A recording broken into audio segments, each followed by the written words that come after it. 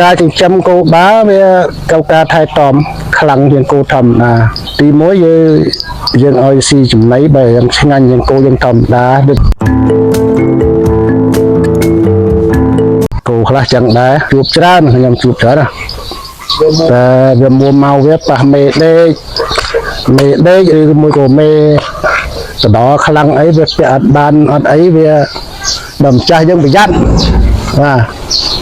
មកប្រយ័ត្នបាទមកអញ្ចឹងជល់អានេះដល់អ្នកចិញ្ចឹមគោបាដល់រហ័សខ្លួនដែររហ័សខ្លួនហើយទីមួយមានការប្រុងប្រយ័ត្នខ្ពស់តែម្ដងព្រោះសត្វនេះវាកម្លាំងធំអានេះវាការចិញ្ចឹមគោបាវាកៅការថែទាំខ្លាំងជាងគោធម្មតាបាទទីមួយយើងឲ្យស៊ីចំណីបើយ៉ាងឆ្ងាញ់ជាងគោយើងធម្មតាដូចតែមេគោយើងបលែងចោលបានតែចំពោះគោបាយើងមិនអាចបលែងរិះចងតាមវាស្រែបានទេនេះយើងចាំឲ្យផ្ដល់អាហារវាឆ្ងាញ់បន្តិចនៅស្រុកយើងភាគច្រើនមិនចងមកទៅខាងស្រុកតាមកក់ទៅខាងអីច្រើនគាត់ចងតាមវាស្រែតែមកយើងខាងកាត់ខេត្តកែវដូចគ្មានអ្នកចងទេគោពេលយើងពាក់មេហើយ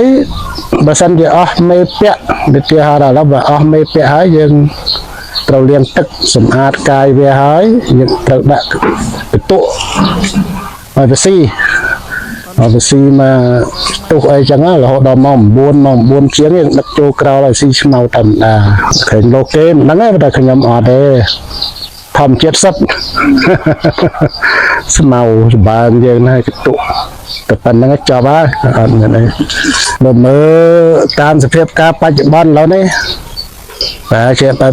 ចង់បោះបង់ចោលហើយខ្ញុំនឹកមុនជាង20ក្បាលលោសល់មិនដល់10ក្បាលផងយើងមិនតែយើងលក់ចុះលក់ឡើងដែរ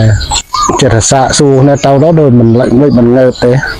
គោតាមភូមិថយច្រើនណាស់ហ្មងអត់មានឡើយសូម្បីតែយើងខែនេះការប្រមូលផលរបស់ប្រជាជនយើងសម្បើងច្រូតហើយពេញស្រែគ្មានទេមានអ្នកទៅយកទេឥឡូវអត់ចូលមកតែឆ្មៅតាមភ្លឺលេងមានអ្នកច្រូតហើយនេះពូជកូនកាត់យើងធម្មតាគោខ្មែរគោស្រែយើងនេះអានេះគោត្រឡេយើងកាលពីមុនដូចថាជាកសិករយើងគេទៅភ្លូកតាមគ្នាហ្នឹងកាន់គោពពួកស្លឹកជាវែងជាអីចឹងទៅគោឡាយគោស្លឹកជាវែង